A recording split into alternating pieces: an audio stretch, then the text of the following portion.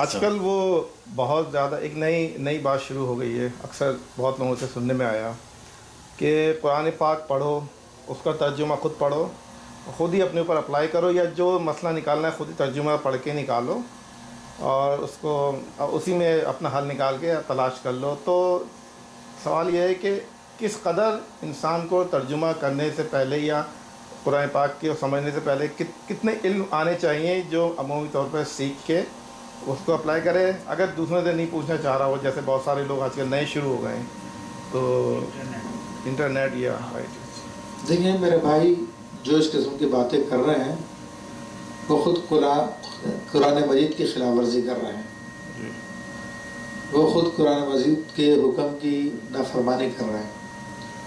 قرآن مجید فرقان حمید میں اللہ جل شانہ ارشاد فرماتا ہے فَاسْأَلُوا أَهْلَ الذِّكْرِ إِن كُنتُمْ لَا تَعْلَمُونَ، تم علماء سے پوچھو اگر تمہیں نہیں معلوم۔ تو یہ خود قرآن کا حکم ہے۔ تو آج کل شیطان کے ایجنٹ مختلف ناموں سے آئے ہوئے ہیں جو لوگوں کو اپنے پیچھے لگانے کے لیے نئی نئی بات دین میں لے کے آتے ہیں، جن میں ایک مشہور نام فرحت ہاشمی کا۔ یہ خاتون نہ جانے کتنے عورتوں کو گمراہ کر چکی ہے اور ابھی بھی اسی کام میں لگی ہوئی ہے۔ اسی طرح پاکستان میں بابر چودھری ایک آدمی ہے، الرحمن.com بنائی ہوئی ہے، تو اس نے بھی یہ گمراہی پھیلائی ہوئی ہے۔ تو یہ سب کے سب شیطان کے ایجنٹ ہے جو قرآن کی دعوت نہیں دے رہے بلکہ اپنی ذات کی دعوت دے رہے ہیں۔ ورنہ قرآن کو صرف ترجمہ پڑھ لینے کا نام قرآن سمجھنا ہے تو یہ بہت بڑی گمراہی کی بات ہے۔ صرف ترجمہ پڑھ لینا قرآن سمجھنا نہیں ہے۔ قرآن کو سمجھنے کے لیے تو بہت ٹائم چاہیے، بہت علم چاہیے، اور بغیر استاد کے نہیں آ سکتا پھر بھی۔ یعنی آپ اندازہ کیجئے، یہ عام دنیا دار لوگوں کا محاورہ ہے، نو نالج وداؤٹ کالج۔ جب تک یہ کلاس اٹینڈ نہیں کرو گے، استاد کے پاس نہیں بیٹھو گے، آپ کو نالج نہیں آئے گی۔ تو قرآن مجید جو اللہ تعالیٰ کا کلام ہے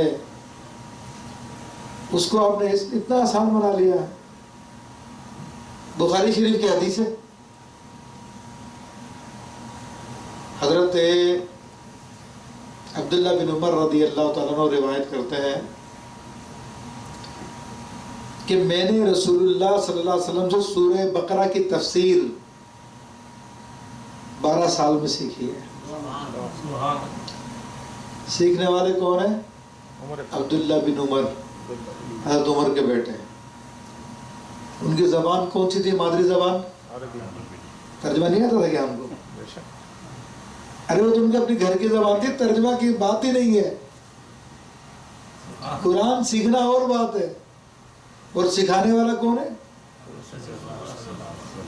اللہ کے حبیب ہے، جن پہ براہ راست وحی نازل ہوئی ہے، انہوں نے سکھایا۔ عبداللہ بن عمر نے سیکھا جن کی مادری زبان عربی ہے۔ کتنا ٹائم لگا؟ 12 سال۔ اور فرماتے ہیں میرے والد عمر فاروق نے سورہ بقرہ کی تفسیر 8 سال میں سیکھی ہے۔ عمر فاروق کو 8 سال لگ گئے۔ تو اب یہ جاہل لوگ جن کو عربی زبان بھی نہیں آتی ہے، عربی کا ترجمہ بھی کسی کا کرایا پڑھ کے کہتے ہیں کہ میں نے قرآن سمجھ لیا، کتنی بڑی گمراہی میں ہے، آپ اندازہ کیجیے۔ پھر یہی نتیجہ نکلتا ہے کہ نہ دین کے رہتے نہ ایمان کے رہتے، برباد ہو جاتے، اپنے آخرت کو برباد کر دیتے ہیں۔ تو اس نے فرحت ہاشمی نے، اسی طرح کے دیگر لوگوں نے بہت لوگوں کے ایمانوں کو برباد کیا، کیونکہ تکبر پیدا ہوتا ہے مجھے قرآن آ گیا ہے، اور یہ شیطان تکبر دلاتا ہے انسان کو، خوش فہمی میں مبتلا ہوتا ہے میں نے قرآن سیکھ لیا۔ ایک مرتبہ میں بات مجھے یاد آ گئی، ایسا ایک قرآنی فرقے کا آدمی تھا، یہ قرآنی فرقہ کہلاتا ہے۔ یہ لوگ یہ حدیث کو نہیں مانتے ہیں، اکثر ان میں سے نہیں مانتے، حدیث کا انکار کرتے جی ان میں تو ضعیف بھی ہوتی ہے، صحیح بھی نہیں ہوتی، غیر صحیح بھی ہوتی ہے، ہمیں کیا پتہ کون سی صحیح ہے کون سی غلط ہے، ہم نہیں مانتے، بس قرآن کافی ہے۔ تو اول تو یہ کہ اللہ کے رسول صلی اللہ علیہ وسلم نے ان کا سخت فرمایا اور ان کو حدیث شریف میں کافر قرار دیا ایسے لوگوں کو جو حدیث کا انکار کرے. خود قرآن بھی ان کو جو ہے وہ قرآن کے مخالف ہے. قرآن کی کتنی آیتوں میں ہے کہ رسول اللہ کی اطاعت کرو. ما آتاکم الرسول فخذوہ، جو رسول علیہ الصلوۃ والسلام تم کو دیں وہ لے لو. وما نہاکم عنہ فانتہوا، جس سے منع کرے اس سے رک جاؤ. تو رسول اللہ، اس کا مطلب یہ کہ قرآن کے علاوہ بھی حضور نے بتایا جس کی ہمیں لینا اور جس سے منع کیا اور رکنا اس سے. تو ہوا یہ کہ ہمارے یہاں پہ کراچی میں لیاری کی آبادی ہے، تو وہاں پہ عموماً کم تعلیم یافتہ لوگ ہیں. تو وہاں پر ایسے ایک انجینئر تھا، اس تمام جو بات ہے اس کا نام بھی ابو بکر تھا. تو وہ قرآنی فرقے کا تھا. اچھا، یہ لوگ اپنے بندوں کو ٹرینڈ بڑا اچھا کرتے ہیں. وہ 15-20 آیتیں اس کو رٹا دیتے ہیں اور ترجمہ بڑا پکا کر دیتے ہیں. تو اب عام آدمی کے سامنے جب ایسا آدمی گفتگو کرتا اور قرآن کی آیت پڑھتا اور ترجمہ کرتا تو بیچارہ عام آدمی تو ویسے ہی امپریس ہو جاتا ہے. پھر اس کے عام آدمی سادہ لو ہوتا ہے، کہتے یار قرآن کی بات کرو، کوئی جھوٹ تھوڑی بول رہا ہو. تو اس آدمی نے بڑا پریشان کیا ہوا تھا علاقے میں، اور اس سے کوئی مقابلہ کرنے کے لیے تیار بھی نہیں ہو رہا تھا. تو میرے شاگرد ہیں علامہ عبدالقادر اس علاقے میں، تو انہوں نے مجھے کہا کہ استاد صاحب آپ چلیں. میں نے کہا ٹھیک ہے، ٹائم ہے مقرر کر لو، ہم جاتے ہیں. ٹائم مقرر ہم گیا. میں اس کے بعد اپنی ڈائری وائری تیار کی ہوئی تھی. بڑی اس نے تقریر جھاڑی اور سورہ قمر کی آیتیں پڑھنے لگا کہ وَلَقَدْ يَسَّرْنَا الْقُرْآنَ هَلْ مِن مُدَّكِّرٍ، تحقیق ہم نے قرآن کو آسان کر دیا. اور ترجمہ کر رہا ہے کوئی سمجھنے والا، ہے کوئی عبرت پکڑنے والا. تو کہنا دیکھو اللہ فرما رہا ہے کہ ہم نے آسان کر دیا، ہے کوئی نصیحت پکڑنے والا. تو تم کہہ رہے ہو کہ ہر ایک پڑھ نہیں سکتا، قرآن سمجھ نہیں سکتا. اور میں نے کہا میرے بھائی یہ دیکھو اگر اتنا آسان ہوتا تو حضرت عبداللہ بن عمر کو، حضرت عمر فاروق کو 8 سال نہیں لگتے.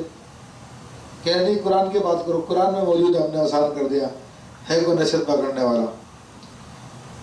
میں نے کہا تو ترجمہ غلط کر رہا ہے قرآن کی آیت کا، ترجمہ صحیح نہیں کر رہا. تو یہ آیت مجھے لگ ہے حل میں مدکر، میں نے یہ از ذکرہ یذکرو اور یہ ذکرہ یذکرو. ذکرہ یذکرو کا معنی ہوتا ہے یاد کرنا، یاد کرنا. تو یہی وجہ ہے کہ قرآن کی آیت کا مطلب یہ ہے کہ ہم نے قرآن کو آسان کر دیا، ہے کوئی یاد کرنے والا. تو یہی وجہ ہے کہ مسلمانوں کا 5 سال کا بچہ بھی قرآن کا حافظ ہو جاتا ہے.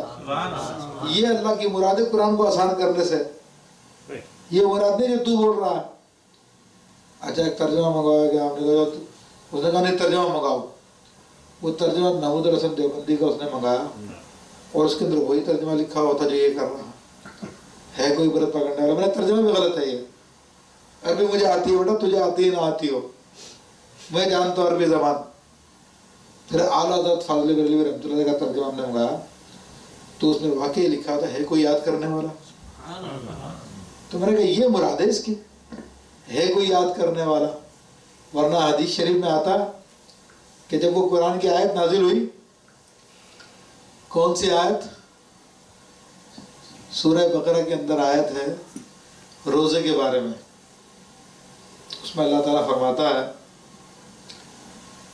اعوذ باللہ من الشیطان الرجیم بسم اللہ الرحمن الرحیم صلی اللہ علیہ نبی علیہ وآلہ وسلم. فرماتا ہے کہ